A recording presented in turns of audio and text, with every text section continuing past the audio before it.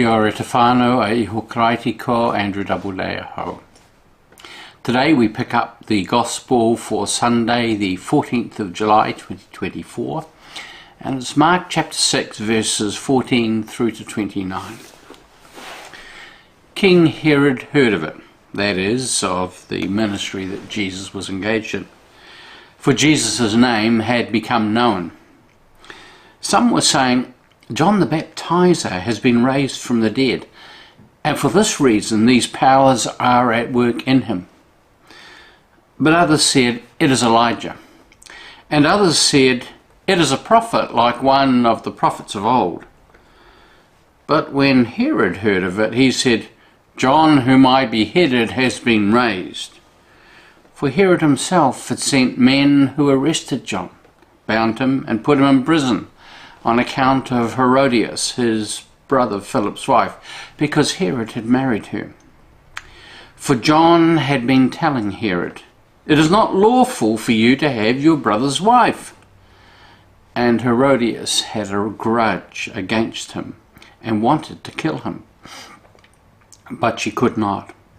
For Herod feared John, knowing he was a righteous and holy man, and he protected him. When he heard him, he was greatly perplexed, and yet he liked to listen to him. But an opportunity came when Herod on his birthday gave a banquet for his courtiers and officers and for the leaders of Galilee. When his daughter Herodias came in and danced, she pleased Herod and his guests. And the king said to the girl, ask me for whatever you wish, and I will give it.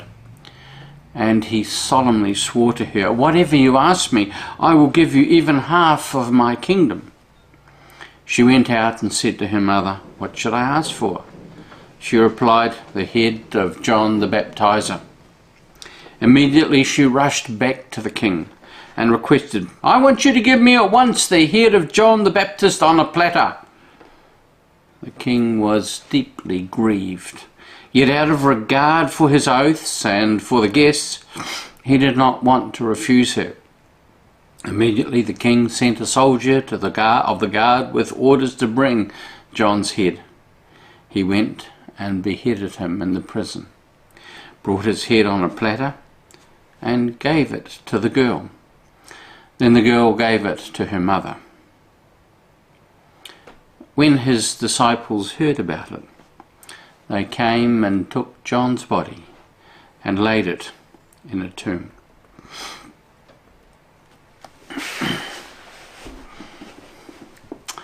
My father had a bit of a side gig in Dunedin.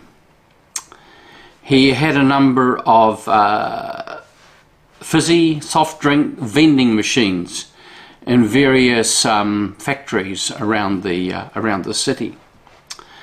And when I was 14, I would go and tend to these machines.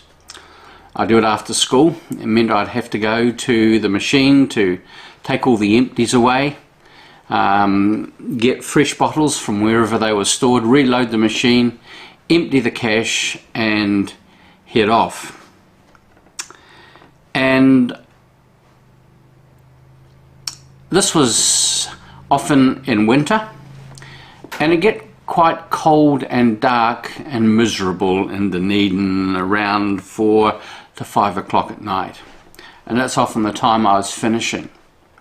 So there was a small number of times that I would finish the last place, which was in the old Evening Star building in Lower Stewart Street, and head down the road to a fish and chip shop. And I'd dip into the money bag for 20 cents and often get a sausage and half a scoop or a scoop of chips, because they were cheap back in those days. And then I would eat them and get on the bus and head home on the other side of town. That weighed on me, because Dad actually paid me to do the job, and here I was dipping into his profits and taking a little bit to feed myself as I went home. And it was probably 30 years later when I actually wrote to him. I calculated the amount of money that I figured that I'd taken. I compounded the interest over the 30 years and sent him a cheque. He never said anything, but he banked the cheque. And the thing is that it was at that point that I was okay with it. I'd kind of sorted it and dealt with it and was then able to move on, because it was always there, just niggling at the way at the back of my consciousness. And I'm just aware that you may think you've dealt with your past, but your past often hasn't finished with you. And what I realize is it's important to fix what we can while we can. If it gives an opportunity to free ourselves from accusation, from judgment, from condemnation. Now, the only caveat I would have about that is that we don't do more harm by re-litigating an issue. And I'll say a little bit more about that later. The story of Herod and John the Baptist is parenthetical. It's like it's included there as a looking back into something that had happened a little while earlier. So this is not in direct time sequence.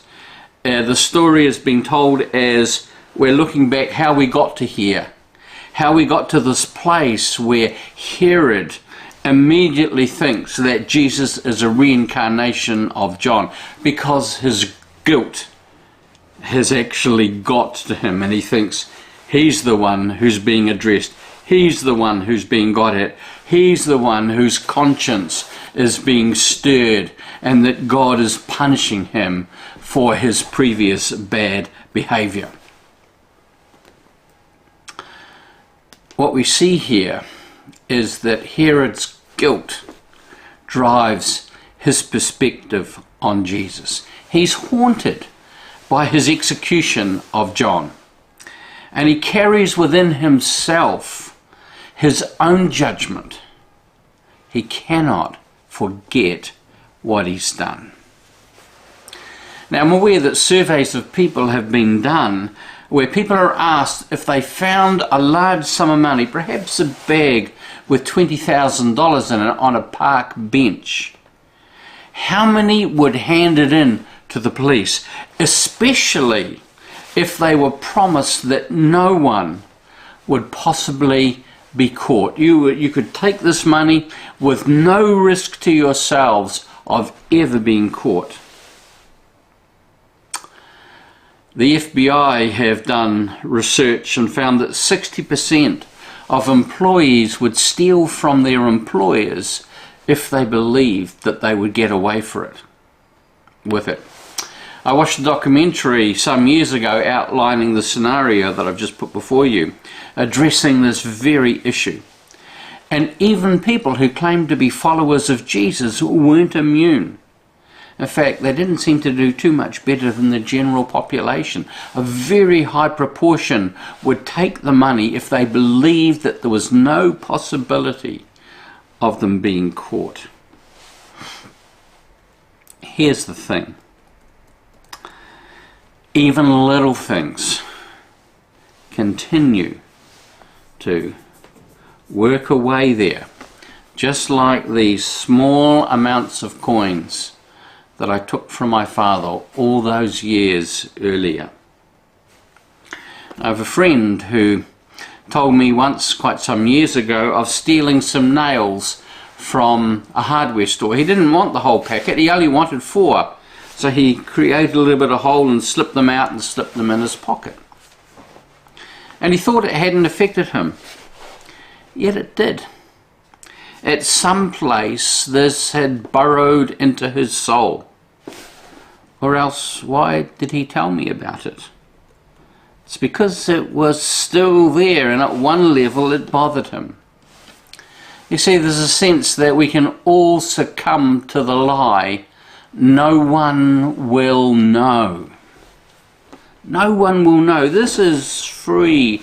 The $20,000, the money that's in the bag, no one will know.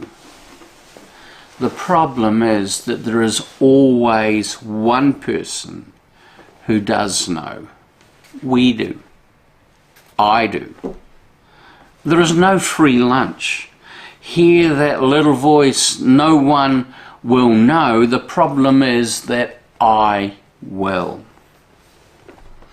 E. Stanley Jones, I was reflecting on his book again recently as I gave a copy to a friend, his book In Christ, and I realized how much it has shaped my life over the last probably 15 years or so. He says this: for the wages of sin, we read in Romans, is death. He says God doesn't give you death. Sin itself gives you death. The payoff, he says, is in the person. You are not punished so much for your sin as you are punished by your sin. Sin and punishment are the same. Julian of Norwich, that great mystic, she says much the same thing. She said, sin is its own punishment. God doesn't punish us. Because here's the thing, sin is ultimately a violation of the self. Something we bear inwardly. We punish ourselves.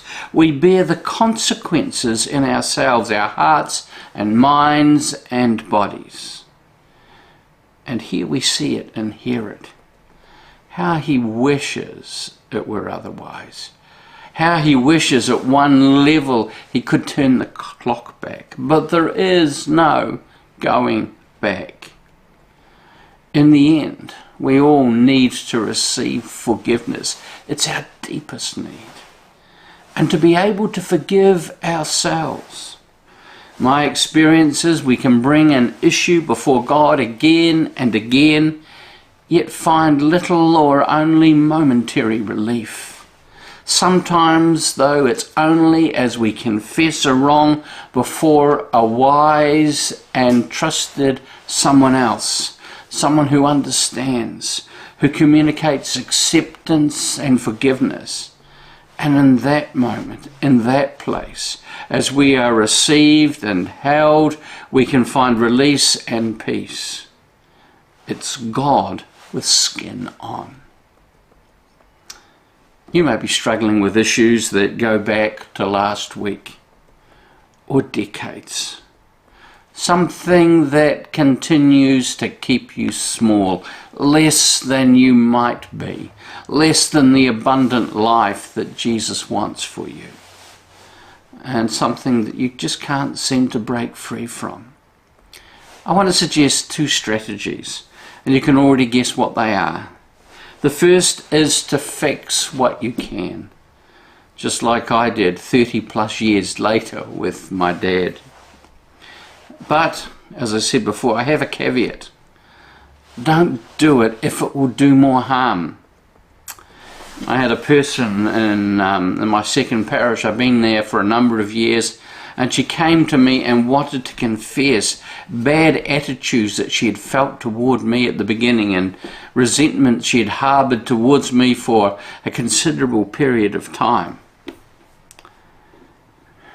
She went away, I have no doubt, feeling a lot better. I didn't. I just felt burdened by what she'd shared with me. I didn't need to know. And so there are times when there can be things that we do that actually can, often we think it's going to be a source of healing for that person, but it isn't. We end up doing more damage, more harm. That's the first thing. Fix what you can, but don't do more harm. And the second one is find someone wise and compassionate that you can trust, and tell the story too.